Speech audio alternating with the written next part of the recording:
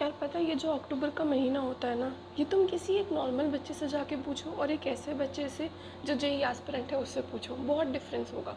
तुम एक नॉर्मल बच्चे से पूछोगे तो वो तुम्हें अक्टूबर के महीने के बारे में क्या बताएगा। अक्टूबर में नॉर्मल लोगों के लिए आती है दिवाली, दशहरा, होली पूजन। होली तो नहीं आती अक्टूबर में, बट ठीक है, उनके लिए October is all about festivals. But when we talk about एक जेई एस्पिरेंट के लिए October is all about their JEE. अब अगर हम बात करें जेई 2026 वालों के लिए, तो तुम क्या सोच रहे हो तुम्हारे दिमाग में? आई डोंट थिंक किसी भी जेई एस्पिरेंट के दिमाग में अभी ये चल रहा है कि यार इस दिन दिवाली है, इस दिन दशहरा है, इस दिन अष्टमी है, इस दिन ये है, इस दिन वो है ना, इस दिन ये पटाखे फोड़ूंगा। नहीं, तुम्हारे दिमाग में सिर्फ और सिर्फ चल रहा है तुम्हारा जेई का एग्ज़ाम, और वो शिफ्ट जिस दिन तुम जेई का एग्ज़ाम दोगे। और पता है ये अक्टूबर का महीना कोई बहुत हैपनिंग महीना नहीं होता हम जेई वाले लोगों के लिए, because it's a month which is do और डाई सिचुएशन। इस टाइम पे सिचुएशन बहुत ऊपर नीचे चल रही होती है, किसी को नहीं पता होता कि उसका सिलेक्शन होगा या नहीं होगा। और ये एक ऐसा प्राइम महीना है ना कि अगर तुम इस महीने में ढंग से पढ़ लो तो जिस बच्चे का सिलेक्शन नहीं होने वाला उसका हो जाता है, और जिसका होने वाला है अगर वो हल्की सी भी ऊंच नीच कर देता है ना अपनी प्रिपरेशन में तो उसका सिलेक्शन नहीं होता। So hi everyone, this is me Bhumi, और द मोस्ट डिमांडेड प्लानर। एक ऐसा प्लानर जिसमें मैं दिसंबर से पहले पहले तुम्हारा पूरा जेई का फिज़िक्स का सिलेबस ख़त्म करवा दूँगी along with a lot of PYQs। वो प्लानर मैं ऑब्वियसली इस वीडियो में तुम्हें बता दूँगी। एंड आई होप कि तुम में से कुछ बच्चे तो होंगे जो अपनी जेई प्रिपरेशन को लेके सीरियस होंगे, या जो चाहते हैं इनफैक्ट सिलेक्शन लेना, उन सब के लिए this planner can be a kind of rebirth. You never know कि ये प्लानर तुम्हारी पूरी लाइफ चेंज कर सकता है। Let me tell you this thing, अगर तुमने इसको ढंग से फॉलो कर दिया तो।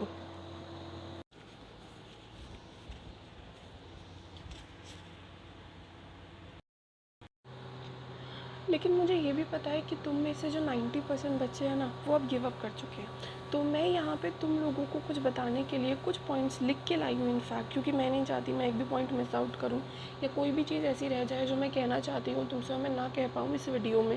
Because this is a starting video of the complete journey, इस 2 महीने की जर्नी जिसमें तुमने मुझ पर इतना ट्रस्ट दिखाया है कि तुम मेरे साथ पढ़ने के लिए रेडी हो। तो मैं नहीं चाहती कि कोई भी ऐसा पॉइंट है जो बहुत इंपॉर्टेंट है और जो तुम्हारी जेई प्रिपरेशन में बहुत हेल्प कर सकता है लेकिन मैं ना कहूँ, तो मैं सारे पॉइंट्स लिख कर आई हूँ। So let me just tell you कि मुझे पता है कि most of you have lost the hopes. तुम में से कितने ऐसे बच्चे हैं जिन्हें लगता है कि अब जेई नहीं होगा। कुछ बच्चे ऐसे हैं जो अब ड्रॉप लेना चाह रहे हैं, और कुछ बच्चे ऐसे भी हैं जिन्होंने सिर्फ और सिर्फ अपने बोर्ड्स पे ध्यान देना शुरू कर दिया है। उनके हिसाब से this JEE is no more relevant for them. अब उन्हें नहीं लगता कि उनका जेई हो भी सकता है। तो ठीक है, और ये भी लग रहा है कि नहीं होगा, और प्रिपरेशन छोड़ दी है तुमने या फिर करंट प्रिपरेशन ज़ीरो है, या तो तुमने प्रिपरेशन छोड़ दी है या फिर तुम्हारी करंट प्रिपरेशन ज़ीरो है, और तुम इस टाइम पे बहुत ज़्यादा डीमोटिवेटेड भी फील कर रहे होंगे। तो you definitely have that loop in your mind कि अच्छा अब इस चीज़ को करें या ना करें, इस प्लानर को फॉलो करें या ना करें, इस चैनल में जो बताया जा रहा है उस चीज़ को करें ना करें। तो तुम्हारे लिए मैं बस इतना कहूँगी कि जो 12th वाले हैं वो ऑब्वियसली ड्रॉप लेने की सोच रहे होंगे, बट अगर तुम ड्रॉप लेने की सोच रहे हो ना तो एक बात मेरी एज एन एल्डर सिस्टर याद रखना, ड्रॉप कोई बहुत अच्छी चीज़ नहीं है। ड्रॉप सिर्फ और सिर्फ एक गैप ईयर नहीं होता है। ड्रॉप में तुम्हें बहुत सारे ताने, तुम्हें बहुत सारा सेल्फ डाउट, तुम्हें बार बार हर दिन तुम्हें सिर्फ पढ़ना नहीं है। तुम्हें लगता है ड्रॉप का मतलब है कि यार 12th नहीं हुई, ठीक है चलो बहुत ईजी है ना ड्रॉप बोलना, जितना ईजी है वर्ड है ना ड्रॉप उतना ही मुश्किल इसको लेना है। ड्रॉप में तुम्हें सेल्फ डाउट, तुम्हें लगता है कि यार मैंने तो कुछ किया ही नहीं। जब तुम्हारे दोस्त वो रीलें डालेंगे ना अपने कॉलेजेस की, भले ही वो प्राइवेट कॉलेज की रील डालेंगे, बट तुम्हें लगेगा कि यार सब कॉलेज चले गए, कोई मैटर नहीं करता वो प्राइवेट में गए या वो गवर्नमेंट में गए या वो IIT में गए, वो NIT में गए, वो DTU में गए, वो किस में गए।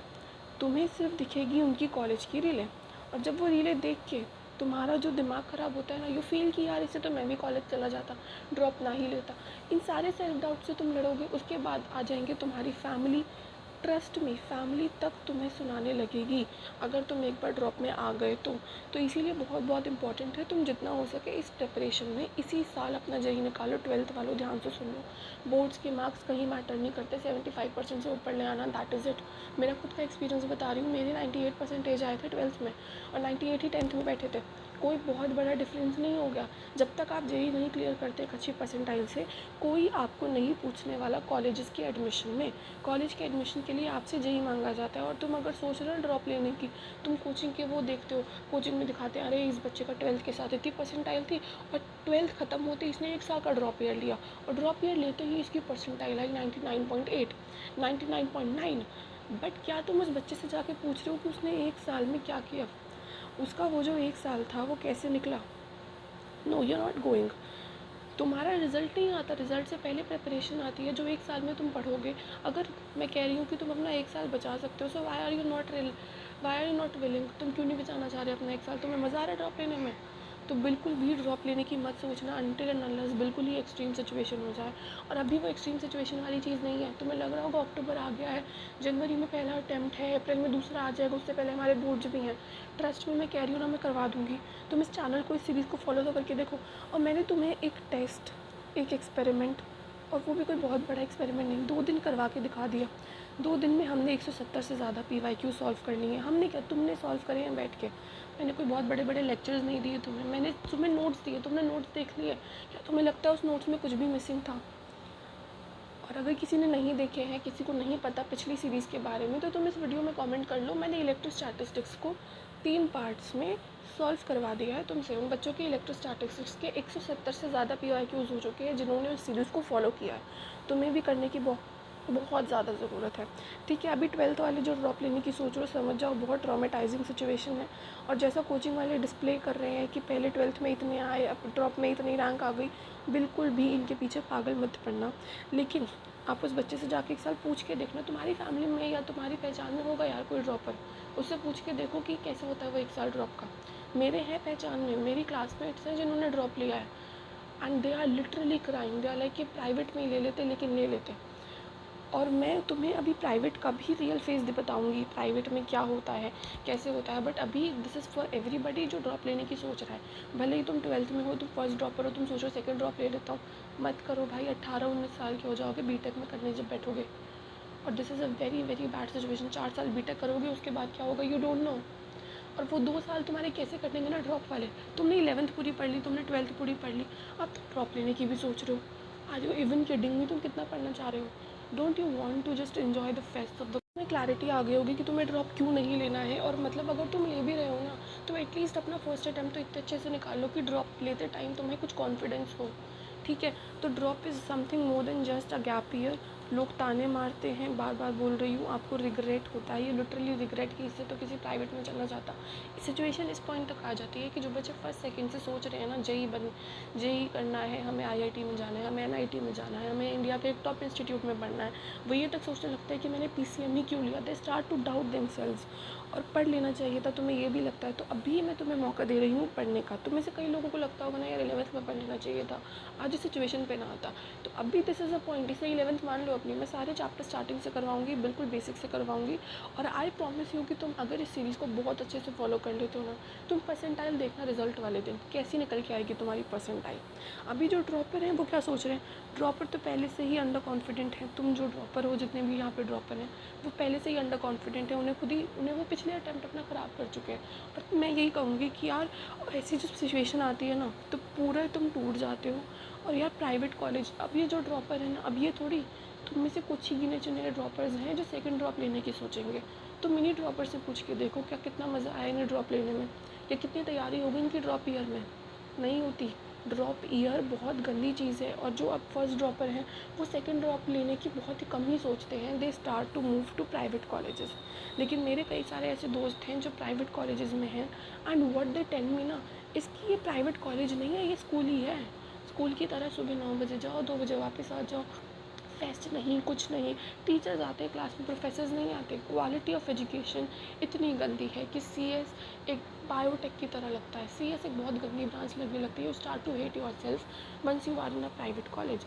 और एक स्कूल में जाने जैसा है प्राइवेट कॉलेज में जाना। और तो अब हम किस कंक्लूजन पे आते हैं, हम इस कंक्लूजन पे आते हैं कि हर तरीके से अब तुम अब गिव अप कर चुके हो। और इस टाइम पर अगर तुमसे कोई कहे कि तुम अभी भी अपनी प्रिपरेशन को अपने हाथों में ले सकते हो, डोंट यू थिंक कि बहुत अच्छी चीज़ है। मैं तुमसे कह रही हूँ कि तुम मुझे 2 महीने दे दो, तुम अपने 1 साल को बचाने के लिए, तुम अपनी पूरी लाइफ को सेट करने के लिए 2 महीने नहीं दे सकते मुझे? अब तुम कहोगे कि हम आपके साथ क्यों आए, आप कोई बहुत बड़ा कोचिंग थोड़ी हो, है ना। हम तो उन सर के पास जाएंगे वो जिनकी रीलें आती हैं। तुमने जाके देख लिया उन सर के पास, तुमने 2 साल, अगर तुम 12th में हो, तुमने 2 साल प्राइवेट कॉलेज, तुमने प्राइवेट कॉलेज खोल के देखे होंगे, तुमने ऑनलाइन ऑफलाइन सब टाइप की कोचिंग्स करके देख ली, क्या हुआ आप एंड में तुम गिव अप कर चुके ना। और जो ड्रॉपर्स हैं वो तो 3 साल ही बाद गिव अप कर चुके। अब कौन सा ऑनलाइन या ऑफलाइन का टीचर जिसकी रीलें देख के तुम बहुत एक्साइटेड होते हो वो आ रहा है तुम्हें पढ़ाने, ठीक है। तो ये तुम्हारे लिए गोल्डन अपॉर्चुनिटी है। तुम मानो ना मानो, तुम बाद में फिर रिग्रेट करोगे अगर तुमने इसको स्किप कर दिया तो। इस टाइम पर जब अक्टूबर आता है तो एक टॉपर बच्चे को पता है अभी तुम बहुत अंडर कॉन्फिडेंट हो, लेकिन let me tell you this thing कि एक जो टॉपर बच्चा होता है ना वो भी अक्टूबर में ये सोचता है कि मेरा तो सिलेक्शन ही नहीं होगा। और अक्टूबर में हम जैसे बच्चे और तुम जैसे बच्चे, फिर हमारा तो क्या ही हाल होता होगा ना। मैं समझ पा रही हूँ तुम किस सिचुएशन में हो। हमारी जब प्रिपरेशन ज़ीरो पर है और मैं तुम्हें इतना प्रॉमिस कह रही हूँ कि अगर तुम 100% दे दो जो मैं कह रही हूँ तुम वो कर दो। मैं तुमसे कोई पैसे नहीं चार्ज कर रही, तुमसे कुछ नहीं कह रही, PDF प्रोवाइड कर रही हूँ, इन्हें सॉल्व करो, नोट्स दे रही हूँ, इन्हें पढ़ो, मेरा कोई बेनिफिट नहीं है। But all I want to do इसकी ये जो टाइम है ना, मैं तो अपने कॉलेज में जा चुकी हूँ, मेरा थोड़ी कोई बेनिफिट हो रहा है इस चीज़ से। But I just want to genuinely help you out and I want to create an impact. और उसके लिए आई गारंटी यू कि तुम्हारा सिलेक्शन होगा। तुम कमेंट में जाके बच्चों के कमेंट्स पढ़ो, व्हाट दे आर सेइंग, कि पहले कोई होप नहीं थी but now they are feeling more confident. वो भी एक चैप्टर ख़त्म होने पर, 2 दिन में एक चैप्टर ख़त्म करना is a very very good thing. और मैं पूरा प्लानर लेके आई हूँ कि कैसे दिसंबर से पहले पहले हम अपना पूरा सिलेबस ख़त्म कर लेंगे। दिसंबर जैसे ही स्टार्ट होगा, फिर दिसंबर बचेगा हमारे पास, जनवरी बचेगा, हम 2 महीने में अपना सिलेबस ख़त्म कर देंगे, वो भी बहुत आराम से, बहुत लीनियंटली ख़त्म करेंगे। और देखो, तुमने बड़ी बड़ी ऑनलाइन ऑफलाइन कोचिंग ज्वाइन करके देख ली, अगर उनका वे ऑफ टीचिंग इतना ही अच्छा था तो आज तुम इस पोजीशन पर ना होते, ऑब्वियसली, है ना। और एक चीज़ ये भी है जो मैंने रियलाइज़ करी है कि कोचिंग में 2 कैटेगरीज होती हैं। पता है कौन कौन सी? एक होता है स्टार बैच का, है ना। तुमने ऑब्वियसली तुम जिस भी कोचिंग में पढ़े हो ना, या जिस भी कोचिंग ऑनलाइन या ऑफलाइन कोचिंग को तुमने फॉलो किया, तुम्हें पता होगा एक स्टार बैच होता है। उनका पूरा फोकस स्टार बैच से होता है क्योंकि उनके हिसाब से सिलेक्शन तो ये स्टार बैच लाएगा। बट जो एवरेज बच्चे होते हैं उन पर वो ध्यान नहीं देते। एवरेज बच्चा एवरेज से लो में ही जाता है, वो स्टार में तो कभी जा नहीं पाता। और ये चीज़ तुमने एक्सपीरियंस करी है, तुम ज़्यादा अच्छे से बता पाओगे। मैंने तो कोई कोचिंग नहीं ली थी, बट तुमने तो लिया ना, तुमने 2 साल 3 साल पढ़ा है कोचिंग से। कुछ बच्चे तो 6 से 7 से कोचिंग लेके बैठते हैं। तो तुमने वो चीज़ ऑब्जर्व करी होगी कि एक स्टार बैच के बच्चे पे जो फोकस होता है वो एक एवरेज बच्चे पे कभी भी नहीं होता।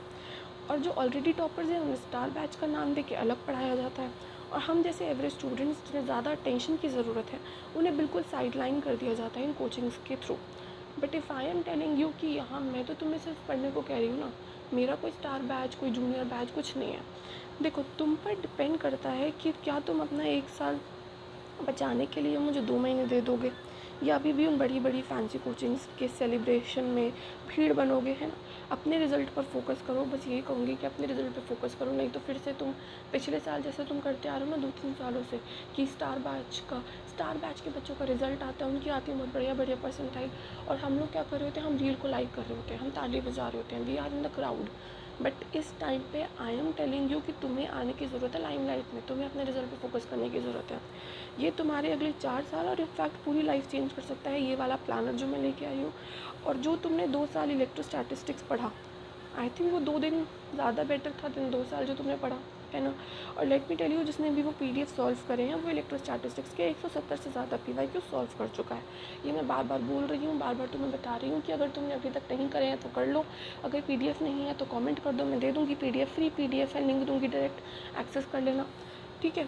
और एक बहुत बड़ा नंबर होता है ये वाला, एंड स्पेशली जब हम गिव अप कर चुके हैं तो 2 दिन में 170 PYQs करना बहुत बड़ी बात है मेरे हिसाब से। तो तुम्हारे लिए छोटी बात होगी, बट मेरे लिए तो काफ़ी अच्छी चीज़ है कि तुमने इतने PYQ सॉल्व करे हैं, और वो भी कोई बहुत बड़ा प्रेशर नहीं है।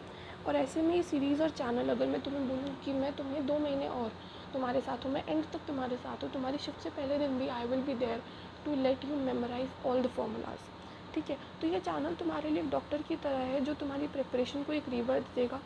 और अब देखो, जैसे तुम्हें पता है कि मेंस फर्स्ट है, मेंस सेकंड है और एडवांस है, 3 एग्ज़ाम्स है। तो पता है तुम में से कुछ बच्चे ऐसे होंगे ना जो सोच रहे हैं कि हम मेंस पर ध्यान ही नहीं देंगे, अब हमारा पूरा फोकस एडवांस पे है ना, हमें जाना है, हम जाएंगे तो सिर्फ IIT। तो भाई मेरी बात बहुत ध्यान से सुन लो। ये जो आईआईटी के सपने तुम सजा के बैठे हो ऐसी पोजीशन पे जहाँ तुम्हारी प्रिपरेशन ज़ीरो है, उस टाइम पर सबसे जो प्रैक्टिकल और सबसे अच्छी अप्रोच है ना तुम्हारे लिए, वो ये है कि तुम अपना मेंस 1 या फिर मेंस 2 संभाल लो पहले। आईआईटी के सपने बाद में देखना। अब तुम में से बहुत लोग ये वीडियो को यहीं पे छोड़ देंगे कि ये क्या बात करती है, आईआईटी जाना है हमें तो सुनो। जो ऑब्वियसली तुम में से कुछ बच्चे ऐसे हैं ना जिन्होंने ये सोचा है कि मेंस चॉकलेट है और अब एडवांस पर ध्यान दें कि मेंस को छोड़ो, तो मेरी बात कान खोल कर बिल्कुल ध्यान से सुन लो। मेंस ज़्यादा इंपॉर्टेंट है तुम्हारे केस में। देखो, एडवांस से सिर्फ एक कॉलेज मिलता है, दैट इज़ आईआईटी। मैंने तुम्हें यहाँ पे भी बताया एडवांस से सिर्फ आईआईटी मिलेगा। अरे ये क्या कह दिया, एक कॉलेज थोड़ी इतनी आईआईटी है। किसी भी आईआईटी में जाने के लिए कितनी रैंक चाहिए? 50,000 के अंदर। तुम्हें लगता है अपनी प्रिपरेशन का लेवल देख के तुम 50,000 के अंदर रैंक ले आओगे? मुझे तो नहीं लगता। जिस हिसाब से तुम लोगों की प्रिपरेशन मुझे दिख रही है, जिस हिसाब से मैं लोगों को जानती हूँ, और यहीं से ड्रॉपर्स निकलते हैं, फर्स्ट ड्रॉपर सेकंड ड्रॉपर यहीं से इसी सिचुएशन से निकलते हैं कि अब मेंस छोड़ो, अब हम मेंस पे नहीं ध्यान देंगे, अब हम एडवांस पे फोकस करेंगे। अब वो एडवांस के चक्कर में अपना मेंस भी ख़राब कर देते हैं और मेंस से मिलने वाले top engineering colleges, NIT, DTU, triple IITs, इन सब को इग्नोर कर देते हैं। बट बच्चे तो इसमें भी आ रहे हैं ना।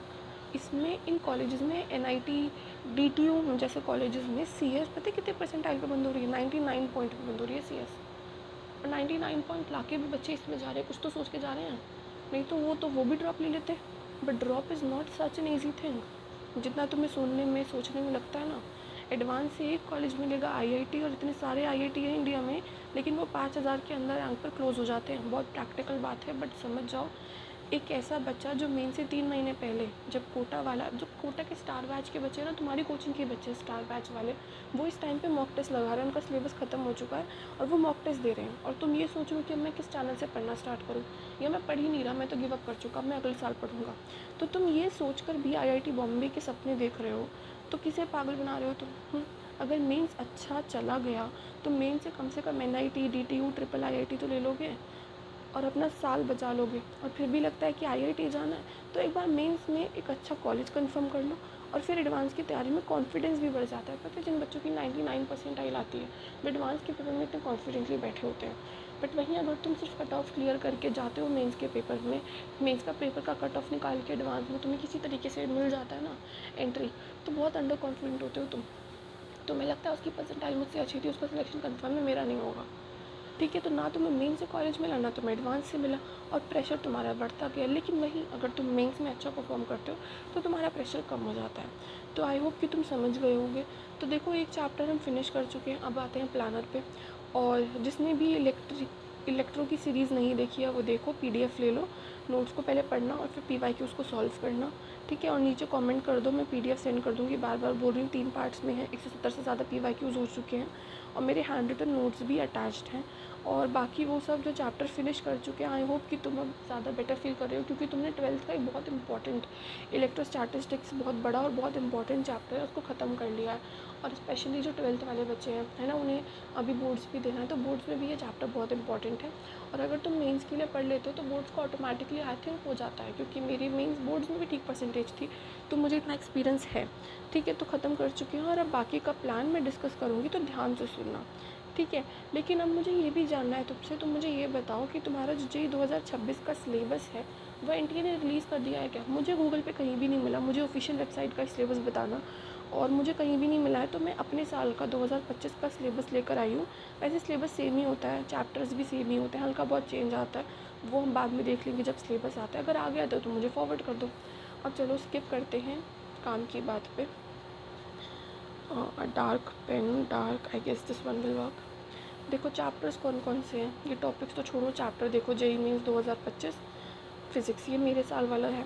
यूनिट्स एंड मेजरमेंट, काइनेमैटिक्स, ये 11th का पोर्शन है। Laws of motion, work energy power, rotation, gravitation, properties of solid and liquid. ठीक है, सॉलिड अलग है, लिक्विड अलग है।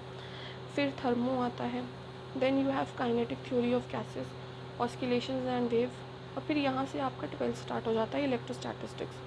तो जो हम कवर कर चुके हैं उस पर मैं टिक लगा रही हूँ। इलेक्ट्रोस्टैटिस्टिक्स हम कर चुके हैं, बट टॉपिक पढ़ा दूँ तुम्हें, इलेक्ट्रोस्टैटिस्टिक्स में क्या क्या हो चुका है तुम बताना। ठीक है, कुछ रह गया तो नीचे कमेंट कर देना। इलेक्ट्रिक चार्जेस हो गया है, कंजर्वेशन ऑफ चार्जेस, ज़्यादा क्वेश्चन नहीं आते, थ्योरी में तुम्हें आता ही होगा।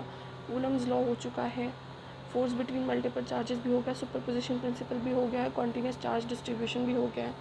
इलेक्ट्रिक फील्ड पॉइंट चार्ज वाली फील्ड लाइंस बता दी मैंने तुम्हें, डाइपोल बता दिया है, डाइपोल की वजह से टॉर्क होता है, यूनिफॉर्म इलेक्ट्रिक फील्ड में क्या टॉर्क लगता है वो भी बता दिया, इलेक्ट्रिक फ्लक्स हो गया है, गॉसियन सरफेस हो गया है, उसकी एप्लीकेशंस हो गई हैं। ये तो बोर्ड्स में ज़्यादा इंपॉर्टेंट है, मेंस में नहीं है इतनी इंपॉर्टेंट, वहाँ थोड़ी तुमसे डेरिवेशन करवाएंगे, ठीक है। स्ट्रेट वायर की हमने कर ली है, इनफाइनाइट प्लेट की भी कर ली है, और स्फेरिकल शेल की भी हम कर चुके हैं। पोटेंशियल करवा दिया मैंने तुमसे, पॉइंट चार्ज की वजह से, डाइपोल की वजह से, सिस्टम ऑफ चार्जेस की वजह से, पोटेंशियल डिफरेंस के फॉर्मूलाज भी बताए थे।